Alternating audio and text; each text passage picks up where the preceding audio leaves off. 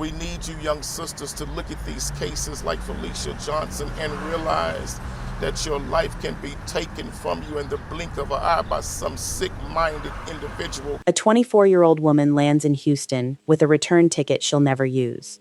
3 days later, a stranger walks into a Walmart with his hand wrapped in bandages and fills a cart with a mechanical saw, contractor bags, and cleaning supplies. He tells the clinic staff he cut himself opening a box. Nobody stops him. Nobody connects him to anything. Not yet. What happened to the woman he'd met for $500 would take investigators 10 months to fully piece together. And once you hear how, you'll understand why her father flew to Texas himself rather than wait on a phone call. This is the case of Felicia Johnson, and I'll warn you now, it involves real violence, so if that's not what you're in the mood for tonight, this may not be the episode for you. Still here? Good. Welcome to Fatal Consequences. If you're new, drop a comment and let me know what city or country you're watching from. I like knowing how far this reaches. And if true crime built on facts instead of speculation is your thing, subscribe so you don't miss the next one. I'll be straight with you before we go further back. This story does not end with Felicia coming home. What it does have is one of the more detailed digital trails you'll see in a case like this: a rideshare record, a search history, and a decision by police that's still being questioned 4 years later. Here's how it started. Felicia Marie Johnson grew up in San Diego, the oldest of 3 kids raised by her father, Kevin, and her stepmother, Myra. She'd built an online following under the name Olivia Marie, had her sights on modeling work, and loved to travel whenever the chance came up. Houston wasn't unfamiliar territory, since she had extended family scattered across the South. On April 10, 2022, she turned 24. Her family gathered in San Diego to celebrate. Cake, photos, the whole thing. Nobody in that room had any reason to think it would be the last time they'd all be together. 3 days later, Felicia boarded a flight to Houston, Texas. She checked into a hotel near the medical center district and, true to form, kept in touch with her family the way she always did. Texts, check-ins, nothing that raised alarm. But underneath that normal surface, something had already been set in motion days earlier. Before she ever landed in Texas, Felicia had been messaging a man in Houston. The two of them struck a deal over Snapchat. He'd pay her $500 to meet up. She said yes. That single exchange is the hinge this entire case swings on. On Friday, April 15th, Felicia went to CoverGirls, an adult entertainment club on Houston's northwest side, hoping to land work as a dancer. There were no openings that night. She left and went back to her hotel. That should have been the end of an uneventful trip. It wasn't. Kevin later raised serious allegations about that club, telling reporters the ownership group had a documented history that went well beyond a routine job rejection. Wage disputes, alleged prostitution, and, according to Kevin, campaign contributions to a local district attorney that he believed slowed down cooperation with investigators. The club's management denied wrongdoing, and none of those allegations have been proven in court. They remain separate from the criminal case against Nwobodo, but they explain why Kevin, from day one, believed the club itself deserved scrutiny, not just the man Felicia met afterward. Around 3 a.m. on Saturday, April 16th, a rideshare pulled up to Felicia's hotel. The pickup went smoothly. The drop-off didn't lead where you'd expect. The address the driver had been given belonged to an apartment complex on Windchase Boulevard, a place the man she was meeting hadn't actually lived in for nearly 2 years. Here's why that detail matters, and it's the first thread we're going to follow. Every rideshare trip generates a digital paper trail. Pickup point, drop-off point, timestamps, all of it logged and recoverable. By directing the ride to an old address instead of his current one, then meeting Felicia there in his own car and driving her the rest of the way himself, he created a second, undocumented leg of the trip.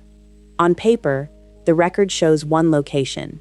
In reality, there was a handoff nobody could trace using the ride record alone. That gap is what made the following weeks so difficult for investigators, and it's the first real sign that whatever happened next wasn't an accident. From Windchase, he drove Felicia to his real apartment on South Richmond Avenue. After that, nothing. No texts, no calls, no posts. The woman who checked in with her family like clockwork simply stopped. That same Saturday afternoon, while her father Kevin sat back in San Diego growing more uneasy by the hour. A nearby store's surveillance camera picked up a man with a bandaged right hand, buying trash bags, gloves, a flashlight, and towels. Later that day, he walked into a medical clinic and told staff he'd cut himself opening boxes. They cleaned the wound, wrote it up, and sent him on his way. The next day, Sunday, he went out again, this time for a mechanical saw. None of this meant anything to anyone yet. But this isn't where the story slows down. It's where it starts building towards something. By Sunday, Kevin had gone more than 24 hours without a word from his daughter, and that silence didn't sit right. He started calling around Houston, trying to find anyone who'd seen her. When he reached out to police, he got the answer a lot of families in his position hear. She's an adult, give it time. Kevin didn't give it time. He booked a flight, landed in Houston, and walked straight into a police station to file a missing person report himself. Still unsatisfied with the pace of the response, Kevin hired a private investigator out of his own pocket. That investigator managed to ping the location of Felicia's phone to Bear Creek Pioneers Park, a heavily wooded area off Highway 6. When officers and volunteers searched the park, they found Felicia's purse and scattered personal items. Her phone turned up separately, on the side of a nearby road, with blood on the case. Kevin printed hundreds of flyers. Volunteers combed the park in shifts, checking brush and ditches, working alongside search and rescue groups like Texas EquiSearch.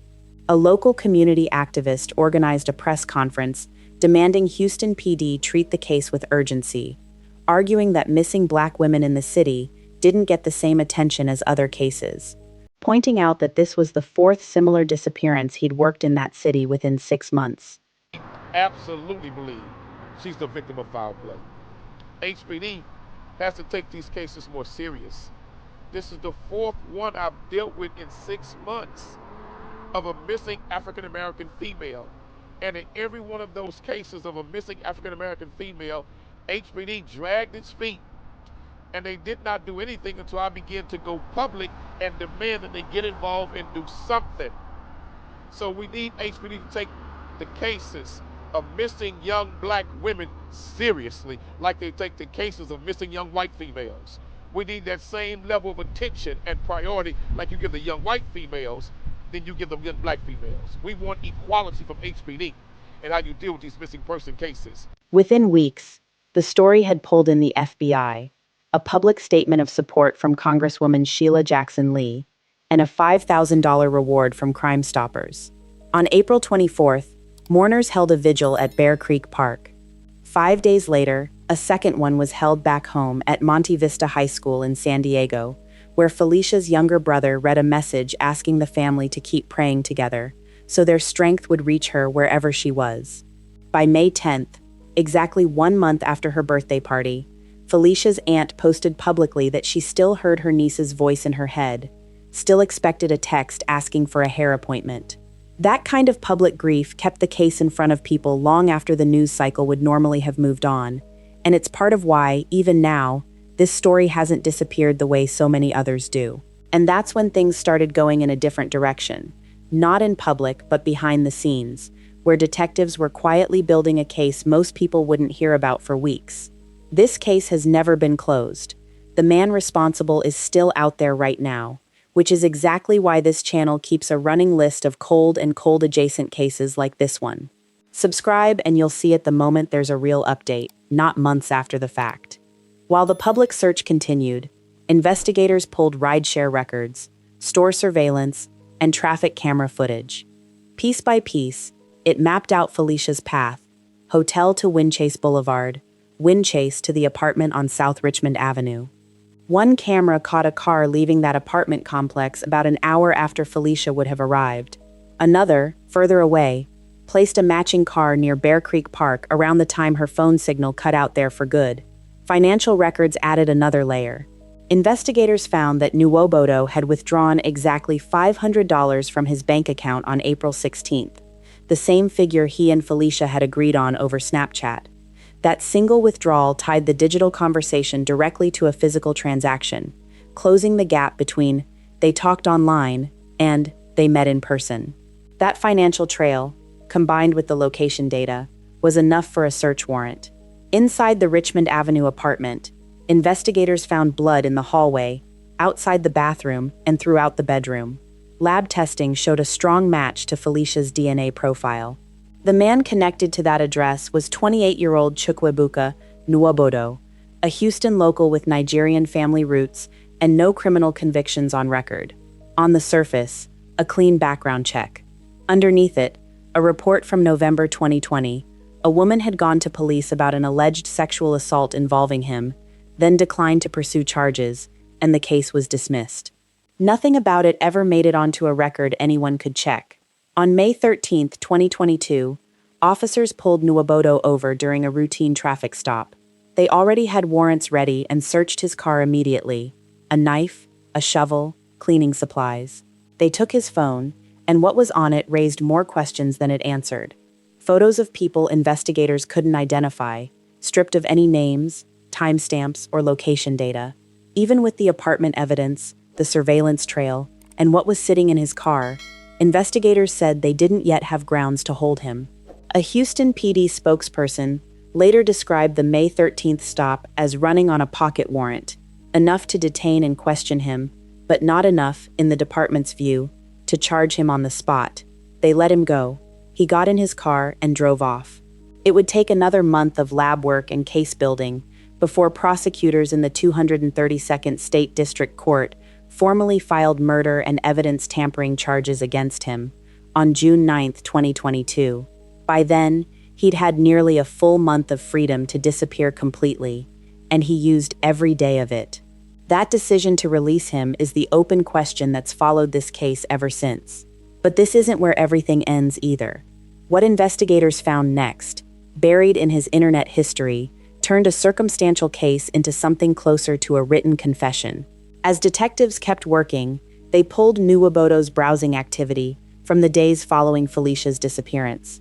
On April 20th, 4 days after she vanished, someone on his account searched whether bleach or vinegar could destroy DNA evidence. The next day, a search for the most heavily forested parts of Houston. A week after that, how to permanently erase browsing history. Around the same window, searches touched on evading capture and avoiding detection after causing someone's death, along with queries about the cheapest places to live outside the country. Nearly 2 weeks after Felicia disappeared, he was still searching for escorts in Houston. And on May 3rd, 3 weeks in, he searched whether police could pull phone records from a missing persons case. Taken individually, none of it proves anything. A single search for how to delete browsing history could belong to anyone having a paranoid moment. But strung together in sequence, DNA disposal, forested locations, evading capture, cheapest countries to disappear to, then circling back to ask whether police could pull a missing person's own phone records. It stops looking like curiosity and starts looking like someone narrating his own cover-up in real time, one search at a time. This is the part of the investigation that matters most for anyone trying to understand how digital evidence actually works in a case like this. Search history doesn't require a confession or a witness. It requires a warrant and a timeline. Detectives lined up each query against the dates of Felicia's disappearance and the physical evidence. The saw, the trash bags, the clinic visit, and the digital trail match the physical one almost exactly. That overlap is usually what separates a circumstantial case from one strong enough to take to a grand jury. For Kevin, the months that followed were a cycle of flights back to Houston, press interviews, and pushing for updates that rarely came. Then, on February 7, 2023, a worker doing routine maintenance in the Sam Houston National Forest near Flamingo Lakes came across a torn trash bag. What was inside was reported to the Montgomery County Sheriff's Office immediately. Investigators had a strong suspicion of who they'd found before testing even confirmed it. They called Kevin directly. Dental records closed the loop. It was Felicia. Because of the condition the remains were found in, medical examiners couldn't determine an exact cause of death, but there was no longer any doubt about what had happened to her, or when the search had quietly turned from a rescue into a recovery. Court filings from that period reportedly added an additional charge tied to the condition in which she was found.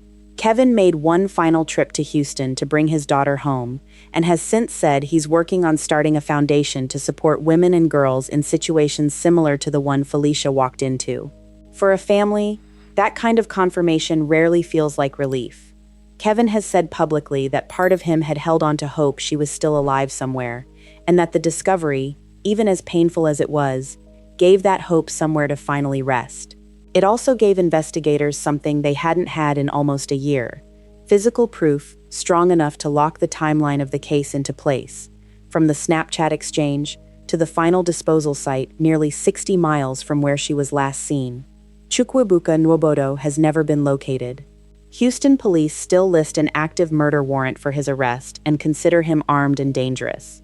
Given his family ties to Nigeria, a country that does maintain an extradition treaty with the United States, investigators have floated the possibility he left the country entirely not long after that traffic stop. Crime Stoppers Houston still features him publicly as a wanted fugitive years later, and as of the most recent case updates, Harris County court records show no sign he's ever been taken into custody. Others believe he never left the U.S. at all, and has simply been living under a different identity somewhere within it. Nobody knows for certain, and that uncertainty is exactly what keeps a case like this technically open instead of closed. And those unidentified photos pulled off his phone back in 2022, the ones with no names, no locations, no timestamps attached, were never traced to anyone either. Investigators have never publicly confirmed or ruled out whether those images connect to other cases entirely, which means the full scope of what Nwobodo may or may not be responsible for is still, 4 years later, an open question rather than a closed one. Here's the part of this case that's hard to shake. A woman agreed to meet a man for $500. That decision put her in a car she shouldn't have gotten into, but everything that happened afterward was his doing, not hers. Police had him at that traffic stop. They had disturbing images on his phone and a search history that reads like a confession draft. And they let him walk out the door. That single decision is the reason a father is still waiting for an arrest more than 4 years later, and the reason nobody can say for certain what Nwobodo has done with his freedom since, or whose path he may have crossed. If you have any information on Chukwuebuka Nwobodo's whereabouts, Crime Stoppers of Houston is still taking tips, and they still accept them anonymously. Sometimes the case that finally gets solved is the one someone almost didn't bother mentioning. Before you go, cases like this one are exactly why Fatal Consequences exists. Not to sensationalize what happened to Felicia, but to make sure her name, and the questions still surrounding her case, don't just fade out of the news cycle. If this was your first time here, subscribing costs nothing, and make sure you catch the next one the moment it drops. Tell me in the comments what stood out to you most: the address switch, the search history, or the decision to let him walk. I read every one.